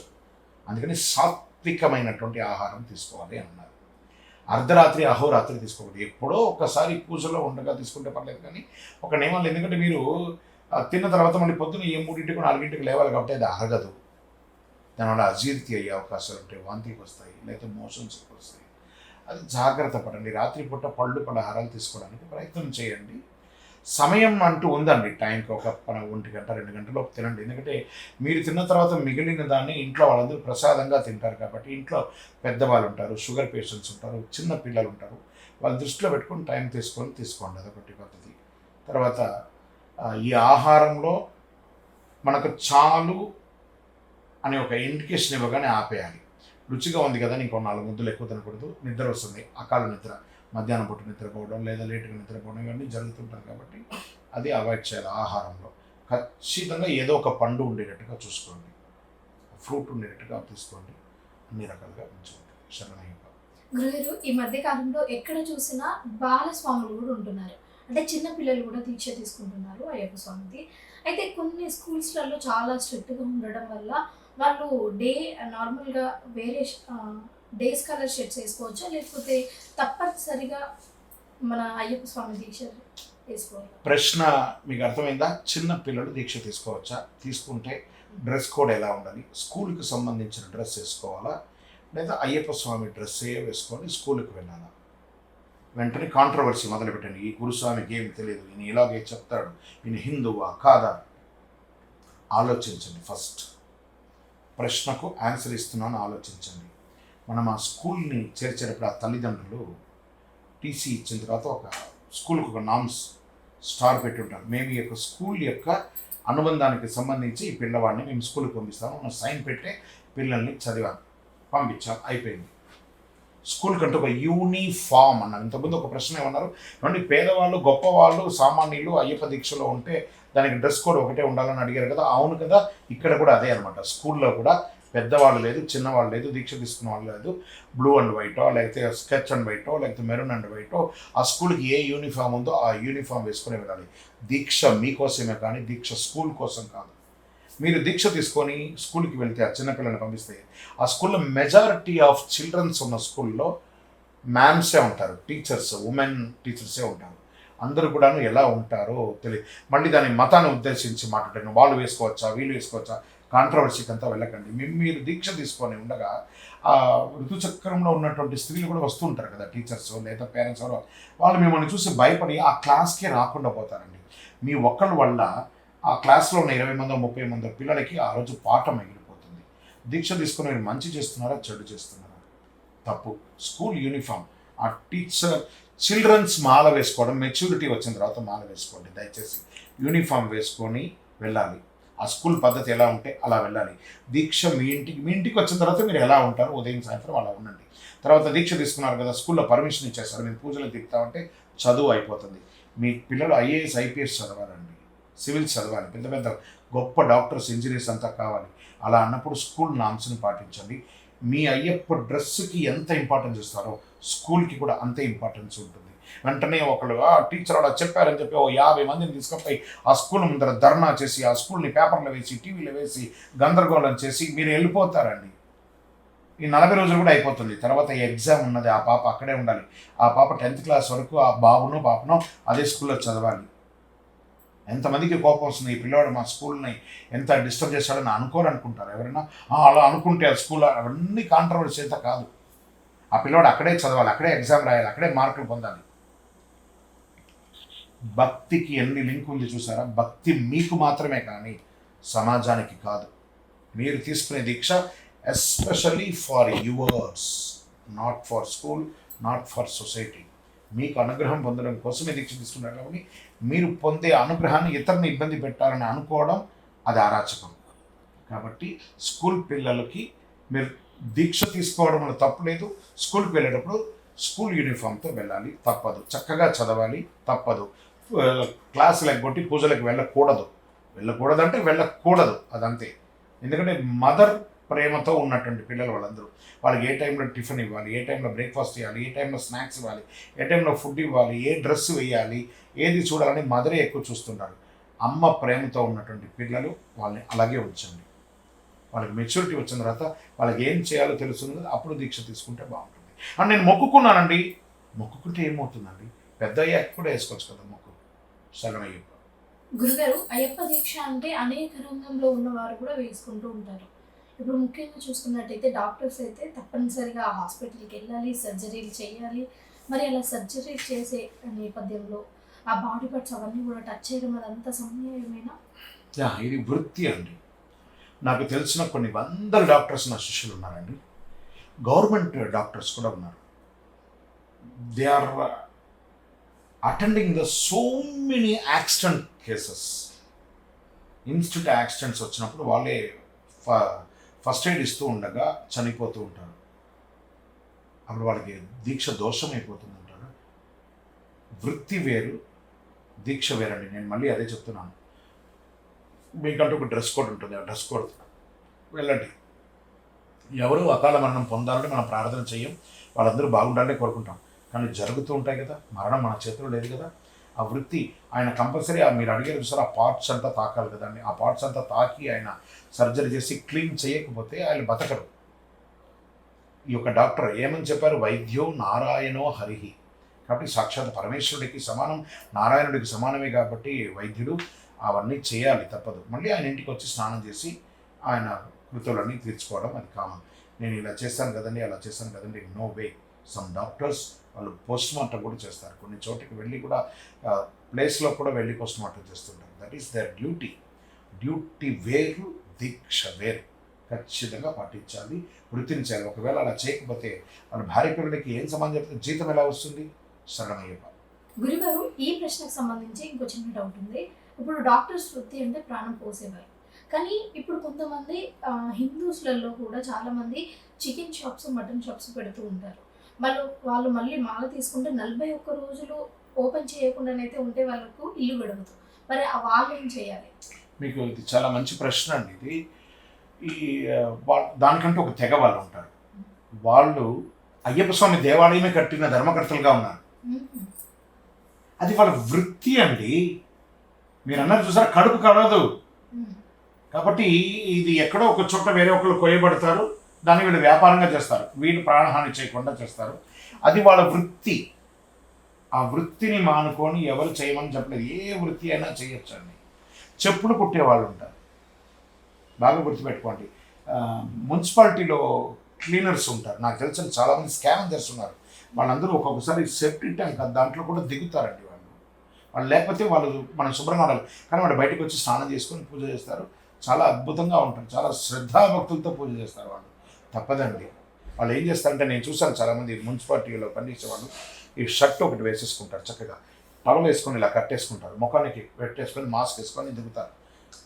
తప్పదు కదండి, అతని వృత్తి కదండి, భగవంతుడు అతనికి ఇచ్చిన వృత్తి కదండి. మరి అతను చేయకపోతే తన భార్య పిల్లలు ఎలా పోషింపబడతారు? భక్తి పేరుతో ఆ వృత్తిని మానేస్తే వస్తుంటారు. కాబట్టి మళ్ళీ చెప్తున్నాను, వృత్తి వేరు, భక్తి వేరు. శరణమయ్యప్ప.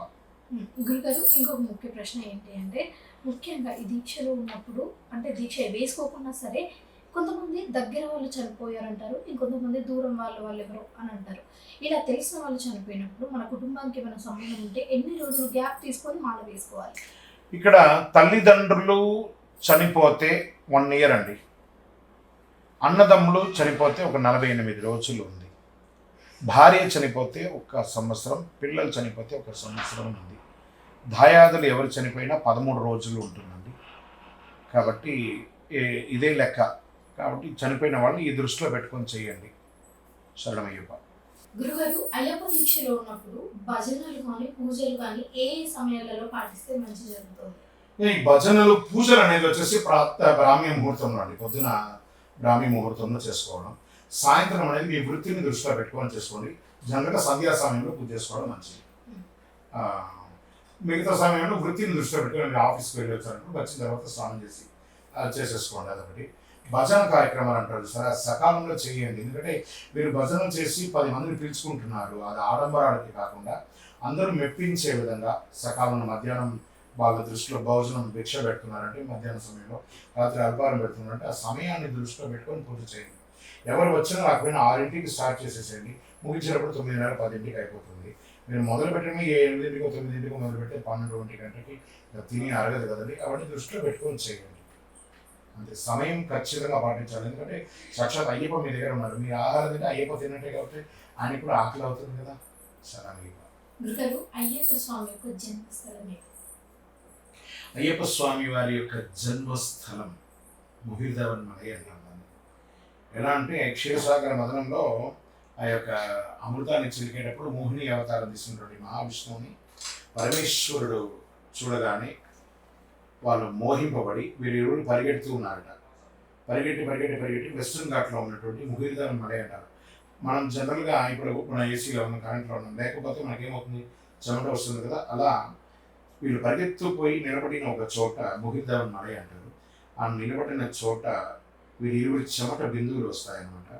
శివుడు చెమట బిందువును ఒక దోసెలోను మహావిష్ణువు తన చేతుల్లో పెట్టగానే ఆ ఇరువురి యొక్క చెమట బిందువుల యొక్క రేణువు కలవగానే సాక్షాత్ సర్వేశ్వరుడైనటువంటి అఖిలాండ కోటి బ్రహ్మాండ నాయకుడు అయ్యప్ప స్వామి వారు జన్మించారు. అందులో నుంచి ఒక చిన్న బిందువు మళ్ళీ కింద పడడంతో పంపా నది కూడా పుట్టిందన్నమాట. ఈ రెండు కూడా ముహిర్దవన్మలైలో స్వామివారు ముహిర్దవన్మలై పెట్టారు, పంపా నది కూడా అక్కడే పెట్టారు. కాబట్టి పంపా నది వేరు, అయ్యప్ప స్వామి వారు వేరు కాదు.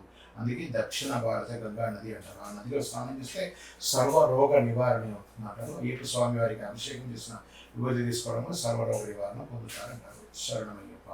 గురుగారు, అయ్యప్ప స్వామి యొక్క తల్లి మోహిని అంటారు కదా, దాని వెంటనే కూడా చిన్న స్టోరీ ఉంది కదా, అది కూడా ఉందండి. అయ్యప్ప స్వామి వారి యొక్క తల్లి మోహిని. మోహిని అంటే మహిషి అనే రాక్షసి, మహిషాసురుని తల్లి. ఆమె వరం పొందుతుంది, నాకు స్త్రీ పురుషుల ద్వారా కానీ ఇంకొకరి ద్వారా కానీ కాకూడదు అని చెప్పి ఉంటే ఆ శక్తి స్వరూపంగా ఆ మహావిష్ణు మోహిని అవతారాన్ని పొందుతారు. ఆ మోహిని అవతారంగా శక్తి స్వరూపం, శివుని యొక్క భార్య శక్తి. ఆ శక్తి స్వరూపాన్ని మోహిని రూపంగా మహావిష్ణు అవతారం పొందుతారు. కాబట్టి ఆ స్త్రీ పురుషులకు కాకుండా ఇలా మోహిని అవతారం ఉన్నటువంటి మహావిష్ణు రూపంలో ఉన్నటువంటి శివుడి ద్వారా వారి యొక్క చెమట బిందువు ద్వారా పుట్టినటువంటి వారి స్వామివారు. అందుకే శ్లోకంలో కూడా ఏం చెప్తారు, క్షిప్ర ప్రసాద నిరతం శాస్త్రారం ప్రణామమి. స్వామివారు క్షిప్రంలో పుట్టారనమాట. మోహిని అవతారం ఉన్నటువంటి మహావిష్ణు శక్తి రూపంలో ఉన్నటువంటి శక్తి యొక్క చెమట బిందువు శివుని యొక్క చెమట బిందువుతో కలిసినటువంటి వారి స్వామివారు. శరణమయ్యప్ప. అయ్యప్ప స్వామికి సమర్పించే ప్రసాదం ఏంటి? చాలా మంచి ప్రశ్న అండి. ఏ ప్రసాదాలు సమర్పించవచ్చు అంటే అటుకులు బెల్లం, పానకం, అరవణ పాయసం, ఏది లేదా మీ హృదయం అనే మనసును ప్రసాదంగా ఇవ్వండి. ప్రసాదం, సాదాన్ని బట్టి స్వామివారికి పెట్టగానే అది ప్రసాదంగా మారింది. కాబట్టి మీరు ప్రసాదంలో జీడిపప్పు వేసారా, కిస్మిస్ వేసారా, ఎలా చేశారని భగవంతుడు చూడండి, భక్తి వేశారని చూస్తారు. భక్త్యో, ఆ భక్తితో కూడినటువంటి ప్రసాదాన్ని ఇవ్వండి, ఆనందంగా వచ్చి తింటారు స్వామివారు. శరణమయ్యప్ప. అందుకే కావచ్చు కదా గురుగారు, నార్మల్గా చేసిన వంట మంచిగా వచ్చినా రాకపోయినా ఎప్పుడైనా దేవుడికి సమర్పించేది చేసినప్పుడు ఎలాగైనా మంచిగా అనిపిస్తుంది. మన ఇంట్లో అన్నం అంటారు, ప్రసాదం సమర్పించగా అన్నదానం అంటారు, అన్న ప్రసాదం అంటారు. సో స్వామివారికి ప్రసాదం సమర్పించగానే నిజంగా రుచి కూడా బాగుంటుంది. అందులో అయ్యప్ప స్వామి వారి ప్రసాదంలో అతి ముఖ్యమైనటువంటిది అరవణ పాయసం. శబరిమల వెళ్ళిన డబ్బా తీసుకొస్తారు సార్, నిజంగా అరవణ పాయసం అంటే చాలా ఇష్టం. ఇంకా కొన్ని ప్రాంతాల్లో దేవాలయాల్లో అంతా కూడాను అరవణ పాయసాన్ని చాలా వైభవంగా తయారు చేసి అందరికీ పంచుతుంటారు. తెలంగాణ రాష్ట్రంలో ప్రతి అయ్యప్ప స్వామి దేవాలయంలో ఈ యొక్క అరవణ పాయసాన్ని చాలా గట్టిగా చేస్తారు. ఆంధ్రప్రదేశ్లో కొన్ని దేవాలయాలు చేస్తారు. బయట పూజల్లో కూడా అరుణ పాయసానికి నాకు ఇడ్లీ వడ ప్రసాదం దొరికిందా లేదా కదా, నాకు అరుణ పాయసం దొరికిందా లేదా అని ప్రతి ఒక్కరు అరుణ పాయసాల కోసం పూజలకు వచ్చేవాళ్ళు చాలా మంది ఉన్నారు. అంత రుచిగా ఉంటుంది ఇది అరుణ పాయసం, చాలా అద్భుతంగా కమ్మగా ఉంటుంది, స్వామివారు ఆరగించినట్లు ప్రసాదం. కాబట్టి అరుణ పాయసం ఆ సీజన్ వచ్చిందంటే కనీసం ఒక 5-6 సార్లు అయినా మన అరుణ పాయసం 4 మీద అవుతుంది. శరణమయ్యప్ప. గురుగారు, అయ్యప్ప స్వామి యొక్క ముఖ్య ఆలయం ఏంటి అంటే శబరిమల అని అందరికీ తెలుసు. ఇది కాకుండా ఇంకా ఏమైనా దర్శించుకోవచ్చా? ఉన్నాయండి. ఇప్పుడు అయ్యప్ప స్వామి వారి దేవాలయాలు ఉభయ తెలుగు రాష్ట్రాల్లో 200 పైచిలుకు దేవాలయాలు ఉన్నాయండి. ఒక సామాన్యంగా ఒక 10 లక్షల నుంచి మొదలు పెడితే 10 కోట్లు 20 కోట్ల వరకు ఖర్చు పెట్టి జరిపిన దేవాలయాలు కూడా చాలా ఉన్నాయి మా రాష్ట్రాల్లోనే. మళ్ళీ కేరళ రాష్ట్రంలో, తమిళనాడులో ప్రతి చోట కూడా ఉన్నాయి. ఇంకా కేరళ రాష్ట్రంలో 108 శాస్తా క్షేత్రాలు ఉన్నాయట. అవన్నీ కూడా భూస్థాపితమైంది. కొన్ని ఉన్నాయి ఇప్పటికీ, కొన్ని క్షేత్రాల్లో శాస్తా క్షేత్రాలన్నింటి కూడా ఆ గ్రామ దేవతగా పూజిస్తున్నారు, చూస్తున్నారు. మీరు సంపూర్ణంగా దాన్ని మీరు చెక్ చేశారంటే, గూగుల్లో కానీ దేంట్లో చెక్ చేశారంటే మంచి మంచి దేవాలయాల యొక్క విశిష్టతలు దొరికితే అక్కడంతా వెళ్ళి దర్శనం చేసుకోండి. లేదా మన అయ్యప్ప స్వామి వారి 18 అవతారముల దేవాలయం జీవకోణ తిరుపతిలో బ్రహ్మశ్రీ డాక్టర్ చంద్రమౌళి గురుస్వామి గారు ఒకటే ప్రాంతంలో 18 అవతారాల దేవాలయం నిర్మించారు. అందులో శాస్త్ర కళ్యాణం జరుగుతుంది, నిత్య బలిపూజ జరుగుతుంది, 60 రోజులు నిత్య అన్నదానం జరుగుతుంది. మీరు శబరిమలకి వెళ్ళి రిటర్న్లో తిరుపతికి ఎవరైనా వచ్చే వాళ్ళు ఉంటే మధ్యాహ్నం 12:30 నుంచి 3 గంటల వరకు అక్కడ అన్నదానం జరుగుతుంటుంది. వచ్చి భిక్ష తీసుకోవచ్చు. ఆ 18 అవతారాల దేవాలయాలను కూడా దర్శనం చేసుకోవచ్చు. శరణమయ్యప్ప. అలాగే గురుగారు, ఇప్పుడు మాల వేసుకొని తీసేటప్పుడు శబరిమలకు వెళ్తారు కదా, అంటే శబరిమల నుండి తీయాలా లేకపోతే వేరే ఏ అయ్యప్ప స్వామి ఆలయంలోనైనా తీయొచ్చా? లేదండి, ఇది ఎక్కడ మాల వేసుకుంటే అక్కడే వచ్చి తీయాలి. మేము శబరిమల అయిపోయింది కదా, పంబలో మాల ఎక్కేస్తాం, దారిలో ఎక్కడన్నా తీస్తాం. తిరుపతికి వచ్చాం కదా, మేము అక్కడ మాల ఎక్కేసి బోడిగుండు కట్టుకొని వస్తామంటే కాదట. మనము దీపం ముట్టించేసి ఆ యొక్క యక్షి ఉంటారు బయట, స్వామి అమ్మ దేవత, గ్రామ దేవత, నన్ను మా గ్రామాన్ని మా ఇంటిని చూసుకో అని చెప్పి కొబ్బరికాయ కొట్టి వెళ్తే ఆ దేవత మన కోసం అక్కడ ఎదురు చూస్తూ ఉంటుంది. మనమేమో దీక్షగా ఇరుముడి కట్టుకుని వెళ్ళి వచ్చేటప్పుడు బోడిగుండుతో వస్తే ఎలా ఉంటుంది? మీరు మిగతా క్షేత్రాలకి మీ కుటుంబంతో వెళ్ళచ్చు, శబరిమలకి మాత్రం మీరు వెళ్ళాలి. కాబట్టి మీరు ఎక్కడికి మాల వేస్తున్నారో అక్కడే వచ్చి మాల ఎక్కాలి. ఎక్కడ ఇరుముడి కట్టుకున్నారో అక్కడే వచ్చి ఇరుముడి ఇప్పుకోవాలి. అది గురువారి దగ్గర చెప్పి మాల ఇరుముడి ఇప్పిన తర్వాత ఆ ఇరుముడిలో ప్రసాదాలు అన్నింటి కూడా వంట చేసుకున్న తర్వాతనే మాల ఇప్పాలి, కానీ అంతకుముందు మాల ఇప్పకూడదు. శరణమయ్యప్ప.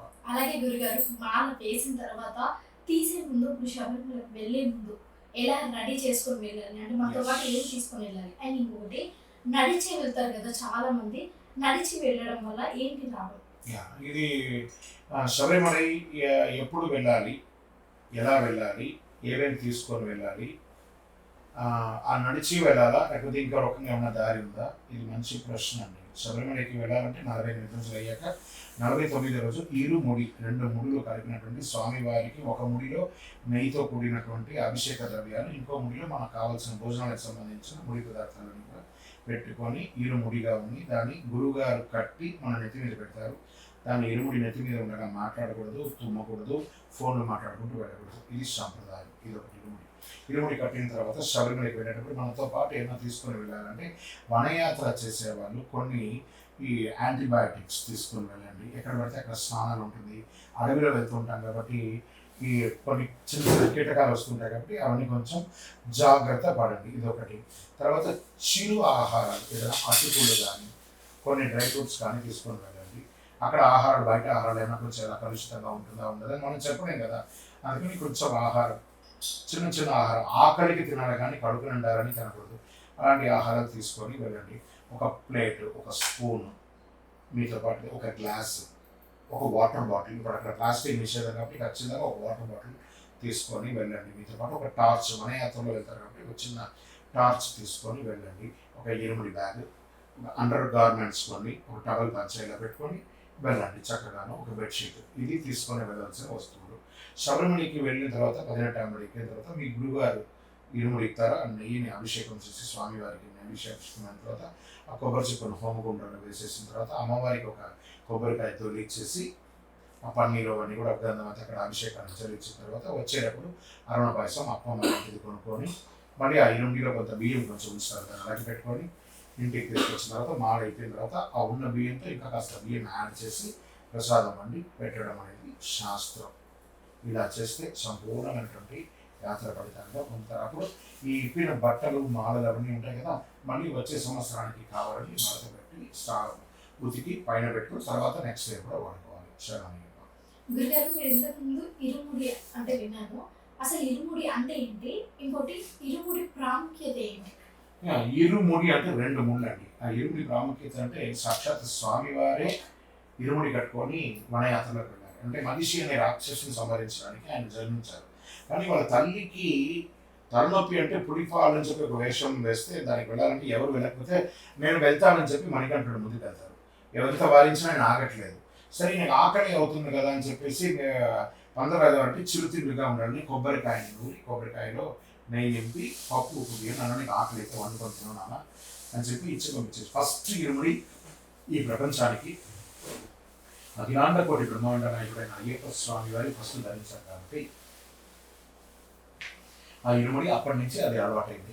మనం కూడా మన ఇరుముడిలో ఒక 5 కొబ్బరికాయలు, ఒక బ్లౌజ్ పెట్టు, గాజులు, తర్వాత పసుపు, కుంకుమ, గంధం, విభూది, స్వామివారి యొక్క డ్రై ఫ్రూట్స్, బియ్యము ఇవన్నీ కూడా వేసి స్వామివారికి ఇరుముడిలో అభిషేక ద్రవ్యాలను ఒక పక్కన పెట్టుకొని పూజకు సంబంధించిన వస్తువులను పక్కన పెట్టుకొని ఇరుముడిగా తీసుకొని వెళ్ళడం. ఆ వెళ్ళిన తర్వాత చక్కగా ఆ పంబలో ఇరుముడి ఇప్పాలి. అందులో నుంచి ఒక 3 కొబ్బరికాయలు బయటికి తీయాలి. ఇంకొక 2 కొబ్బరికాయ అందులో ఉంటుంది. ఒక నెయ్యికాయ, ఒక అమ్మవారి కాయ ఉంటుంది. ఆ గణపతి దగ్గర ఒకటి కొట్టాలి, శబరి పీఠంలో ఒకటి కొట్టాలి, 18వ మడి ముందర కొట్టాలి. తర్వాత అమ్మవారికి దొల్లించి వదలాలి, ఒకటి నెయ్యి టెంకాయగా వదలాలి, 5 టెంకాయలు. రిటర్న్ తిరుగు కాయని అక్కడే అమ్ముతూ ఉంటారు, దాన్ని కొని కొట్టడం అనుకోండి. అందులో బ్లౌజ్ పెట్టి అమ్మవారికి ఎక్కించిన తర్వాత ఇంటికి తీసుకొచ్చి ఆడవాళ్ళు ఎక్కిస్తారు. ఏక బ్లౌజ్ వెళ్ళరు, ఎవరైనా 2 బ్లౌజ్ వేస్తారు. ఒకటి అమ్మవారికి వదిలేస్తారు, ఒకటి తెచ్చుకొని ఇంట్లో ఆడవాళ్ళు వేసుకుంటారు. పసుపు అంతా పెట్టి తెచ్చుకొని వేసుకోవడం. ఇది ఒకటి ఇరుముడిలోని వస్తువులు. ఆ నెయ్యి అభిషేకం ఉంటుంది చూసారా, అభిషేకం అయిన తర్వాత ఒక గిన్నెలో అభిషేకం నెయ్యి ఇస్తారు. దాన్ని తీసుకొచ్చి మన ఇంట్లో నెయ్యిలో కలుపుకునే దీపంలో వాడుకోవచ్చు, ఆహారంలో వాడుకోవచ్చు, లేదా సర్వరోగ నివారణ, మనకు ఆరోగ్యం కొంచెం అటు ఇటుగా ఉన్నప్పుడు కొంచెం నెయ్యి తీసుకున్న వడ్డంతా రాసుకుంటే సర్వరోగ నివారణగా మనం ఉంటాం. అందులో ఉన్నటువంటి ఎందుకంటే సాక్షాత్ స్వామివారు అభిషేకం పొందినటువంటి నెయ్యి కదా అది. దాన్ని ఎలా చేసుకొని ఆ వాడే వస్తువులు కూడా స్వచ్ఛత ఉండేది కొనుక్కొని వేయండి. 40 రోజుల యొక్క పూర్ణ ఫలితం ఆ ఇరుముడియే. ఆ దీక్షలో ఉన్నటువంటి ఫలితం స్వామివారికి అభిషేకం చేస్తారు కాబట్టి అతి శుభ్రంగా అతి న్యాచురల్గా ఉన్న నెయ్యితో స్వామివారికి ఆవు నెయ్యితో అభిషేకం చేయించండి. శరణమయ్యప్ప. గురుగారు అయ్యప్ప స్వామిని భక్తులు ప్రేమతో అయ్యప్ప స్వామి అంటారు, మణికంఠన్ అంటారు, ఇంకా ఎన్ని పేర్లతో పిలవచ్చు? అయ్యకు అప్పకు పుట్టారు కాబట్టి అయ్యప్ప అని మనం ఇదివరకు ప్రశ్నలో కూడా మనం అనుకున్నాం. Ayyappa is Nick name. ధర్మశాస్త్ర అనేది ఆయన యొక్క శాస్త్ర ప్రమాణ నేమ్. అందుకే సుబ్రహ్మణ్యుడు శ్రీధర్మశాస్త్రగా అంటే శ్రీధర్మశాస్త్ర పాయిమాం, శ్రీమణికంఠ పాయిమాం, దేవాదిదేవ పాయిమాం, మామదేవాస మనకి ఇన్ని రకాల పేర్లు ఏ పేరుతో పిలిచినా అడుగుతారు. ఇప్పుడు సపోజ్ మీరే ఉన్నారనుకోండి, మీ పేరు చిన్నప్పుడు మీకు ఒక పేరు XYZ పేరు పెట్టున్నారు. మనంతా ఏం పిలుస్తాం, చంటి, నాని, డిక్కి, డోలి రకరకాలుగా బుజ్జి పేరుతో పిలుచుకుంటాం కదా. అలా బుజ్జి పేరే అయ్యప్ప. ఆయన రియల్ పేరు శాస్త్ర. అలా పిలుచుకుంటే ధర్మశాస్త్రగా, కాలశాస్త్రగా, వీరశాస్త్రగా, యోగశాస్త్రగా, కిరాతశాస్త్రగా, జ్ఞానశాస్త్రగా, ఉగ్రశాస్త్రగా ఆయన ఎలా పిలిచిన వారికి కొంగు బంగారంగా ఉండే అయ్యప్ప స్వామి వారు. కళ్యాణం కాని వారు కళ్యాణవర్ధ శాస్త్రగా, సంతానం లేని వారికి సంతానదాయక శాస్త్రగా, చదువు తెలుసుకోవాలనుకున్న వాళ్ళకి జ్ఞానశాస్త్రగా, విదేశాలకు వెళ్ళాలనుకున్న వాళ్ళకి విశ్వశాస్త్రగా, ఆరోగ్యం బాగుండాలనడానికి అజారూఢ శాస్త్రగా, ఎన్ని రకాలుగా ధైర్యం కావాలన్న వాళ్ళకి వీరశాస్త్రగా, శత్రునాశనానికి కిరాత శాస్త్రగా, చిన్నపిల్లలకి బాలశాస్త్రగా, జ్ఞానం పొందడానికి యోగశాస్త్రగా, ఎన్ని పేర్లు ఏమండి, ఎన్ని పిలిచినా అన్నీ ఆయన నామస్మరణ. అందుకే మహాశాస్త్ర, విశ్వశాస్త్ర, యోగశాస్త్ర, కాలశాస్త్ర అని చెప్పి మంత్రంలోనే చెప్పబడుతుంది. కాబట్టి ఆయన ఎలా పిలిచినా ఆయన పలుకుతారు. పిలిచే పద్ధతి ఉంటే చాలు, అంతే. ఆయన అనుగ్రహం ఇచ్చేస్తారు. శరణమయ్యప్ప.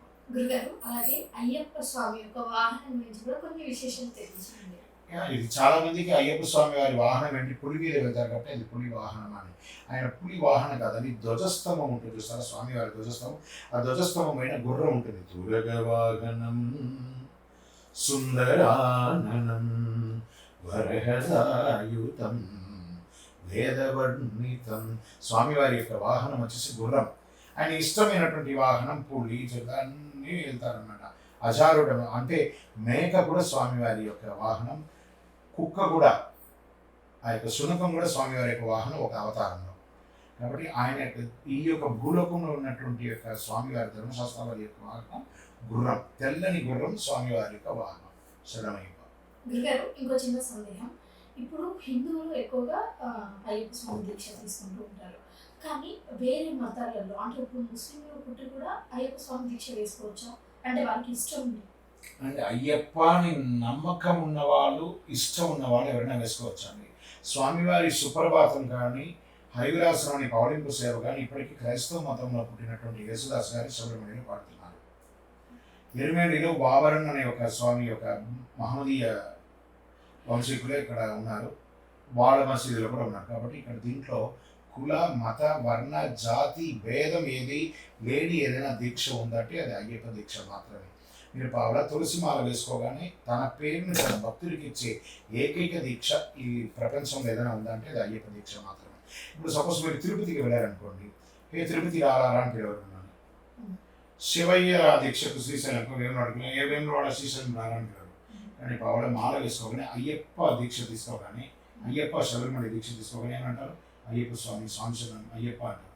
ఈ ఒకే ఒక దీక్ష ప్రపంచంలో తన పేరును తన భక్తుడికి ఇచ్చే దీక్ష ఏదైనా ఉందంటే అది అయ్యప్ప దీక్ష. కాబట్టి ఇందులో కుల, మత, వర్ణ, జాతి భేదం ఏది లేని, జాతి లేదు పేద లేదు అందు లేని అద్భుతం. అంటే ఆయన దగ్గర జాతి లేదు, భేదం లేదు, పేద లేదు, రాజు లేదు, అందరూ సమానం.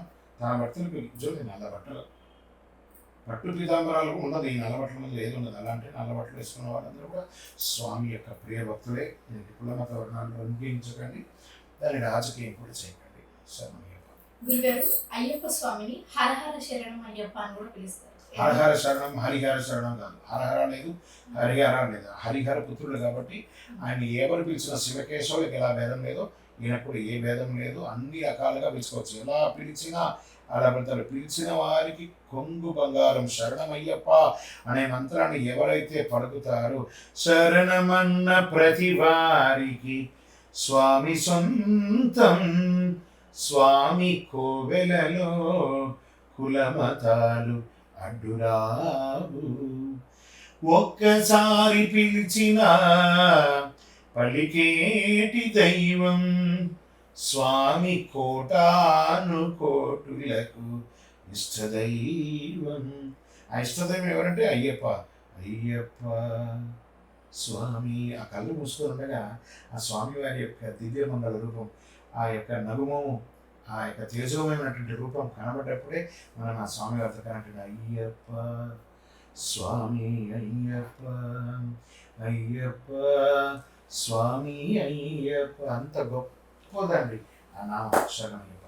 గురుగారు ఇప్పుడు నేను అడిగే ప్రశ్న ఇంతకుముందు చాలాసార్లు ఈ విషయం పైన విభేదన జరుగుతున్నాయి.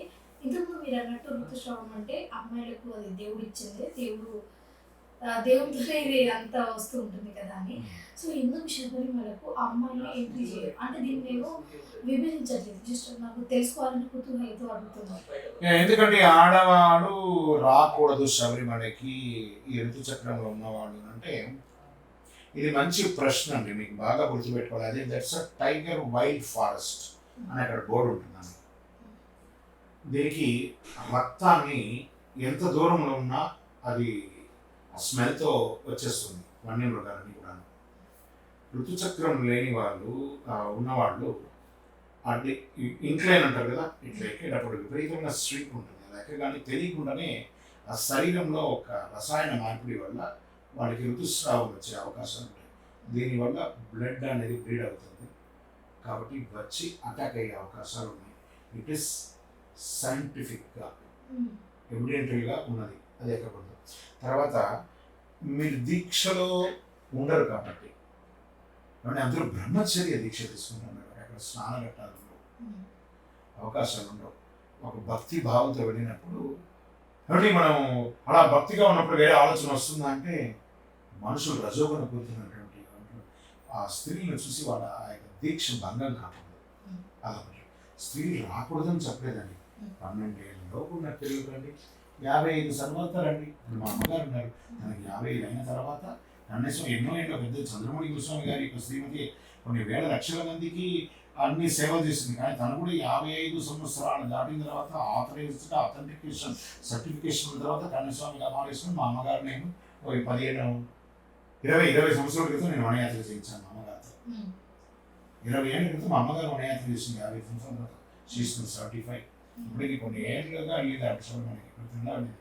కాబట్టి దీక్షకు వెళ్ళకూడదు అని ఎక్కడ లేదండి. మీకు బాగా గుర్తుపెట్టుకోవాలి, శబరిమలైకి ఈ ఋతుచక్రం లేని వాళ్ళు రావద్దన్నారు. కానీ మీ పరిధిలో, మీ ఊర్లో, మీ జిల్లాలో, మీ ఊర్లో, మండలానికి ఒక దేవాలయం కదా, ఆ గుడికి వెళ్ళండి. అక్కడ అయ్యప్ప వేరు, ఇక్కడ అయ్యప్ప వేరు కాదండి. ఆ అయ్యప్పే మీ ఊర్లో ఉన్న అయ్యప్ప. శబరిమలైకి మగవాళ్ళని రమ్మన్నారు, కానీ అయ్యప్ప ఎంత దయామయుడు అంటే మీకోసమే మీ ఊరికి వచ్చేసాడు. కాబట్టి అక్కడ వెళ్ళి మొక్కండి కదా. ఆ అయ్యప్ప ఈ అయ్యప్ప వేరు కాదు. కాబట్టి చక్కగా ప్రాంగణంలో ఉన్నటువంటి దేవాలయానికి ప్రాముఖ్యత ఉంది శబరి అయ్యప్ప. గురుగారు, ఇప్పుడు నేను అడిగే ప్రశ్న అయితే నా మధ్యలో నేను చిన్నగా ఉన్నప్పటి నుంచి ఉంది. అండ్ ఇదే ప్రశ్న అందరికీ ఉండి ఉండొచ్చు, అంటే సమాధానం తెలియని వాళ్ళైతే. ఇప్పుడు మనకు వయసు పెరుగుతూ ఉంటుంది. అయ్యప్పని ఎప్పుడు చూసినా, ఏ అవతారంలో చూసినా, ఏ ఫోటోగ్రాఫ్లో చూసినా, విగ్రహంలో చూసినా కానీ అయ్యప్ప స్వామి చిన్నగానే కనిపిస్తారు కదా. అంటే మన ఏజ్ లాంటిలాగా. అంటే నాకైతే అయ్యప్ప స్వామి ఏజ్ పెరిగదా?